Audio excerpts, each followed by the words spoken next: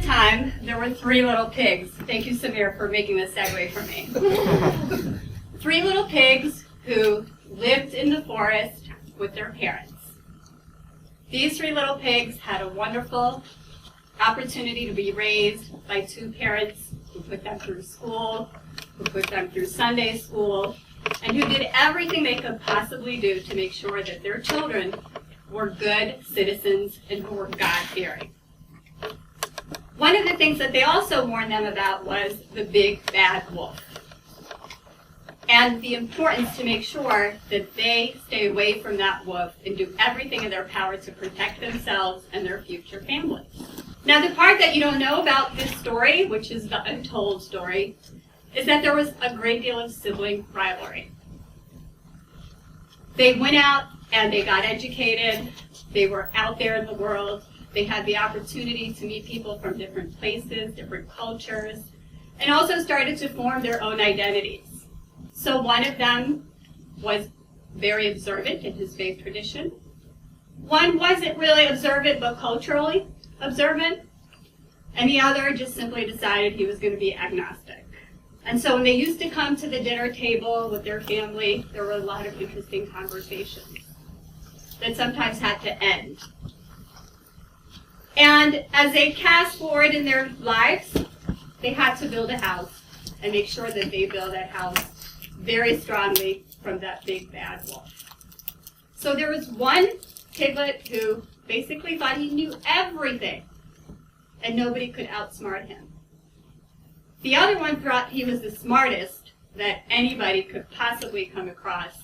And then there was one piglet who simply was a good listener, observed and watched and learned from other people, and took everything into consideration in terms of what he needed to do to live successfully. And as we know from this story itself, there was a fatality with the 3 little pigs, right? The wolf came and blew the first house down, because one of the things that these piglets were doing were trying to outdo each other. They were supposed to outfox the wolf, but also at the same time outfoxing each other. And because of this, they really weren't ever able to unite and work collectively and cohesively. And that issue really has a lot to do with trying to be the same and doing everything the same.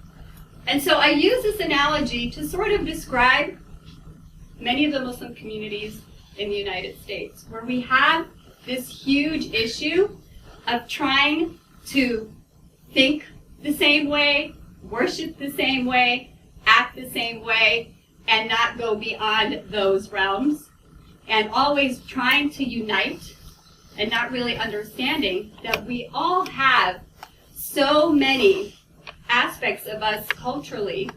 We have people who say the best place for a sister to pray is in her home. How's that? Why are we making those stipulations and creating mosques that are not big enough and inclusive enough for sisters? We have people who say sisters should not be in political positions, because when we start having women lead, the society will not prosper. These are the issues that impact our community, where we get bogged down and not realize that we need to be focusing on the larger issues. And so then we have people who are focusing on the larger issues, but want us all to think the same way about those issues. Even though that some of us are Democrats, some of us are Republicans, some of us are Libertarians, some of us are Green Party liners, and so on and so forth. And so then, to create this dichotomy of like we need to think alike and we need to collectively do things, really creates a great deal of division in our community. And I think for us as Muslims, it is time to accept the fact that this diversity is a good thing. The diversity of ideas and thoughts and opinions is a good thing. And if we don't, what will end up happening to us will only create more divisions. And it will only create stigma within our communities. And a larger part of it is actually the fact that it could be even more dangerous that we are publicly portraying ourselves as monolithic. We're not monolithic.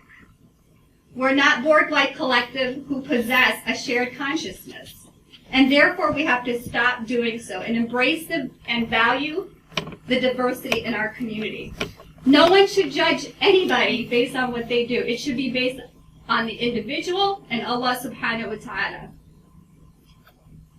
When we all don't internally stop the issues of oppression that exist in our community, when we allow these oppressions to go unchecked, we perpetuate that Muslims are monolithic and make ourselves vulnerable to the modern day wolf, and that is Islamophobia.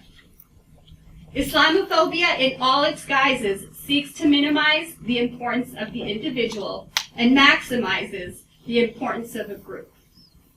I personally refuse to allow people to categorize us as a monolith.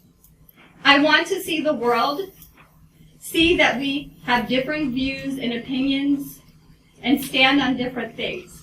I want the world to see we have Muslims who are of various backgrounds and who are doing amazing things, not just the negative things. I want to see a world that we can agree to disagree and move on to the work we believe in without speaking for the 6 million Muslims, but speak for the work at hand that we are working on directly. We need to learn that those who have come before us, such as the Jewish community, have that diversity and have embraced that diversity and are working, in their communities doing what they need to for the direct communities that they're working with. We need to start to embrace our diversity and value it instead of undermining it. And the rest of the world will follow. And those of us who have a hard time seeing this, seeing us as a community outside of the monolithic box, there is one thing at the end of the day that binds us together as a community. And that is La ilaha illallah Muhammadan Rasulullah. That should be the prime factor that we as Muslims try to corral one another. But corralling one another based on political views and organizing and what have you, we have to give people the opportunity and respect to agree to disagree. Even though we may not agree with them, we have to provide that space and room at the table to hear all of these diverse views and to accept people for who they are and what they stand for as we expect of them. Assalamu alaikum.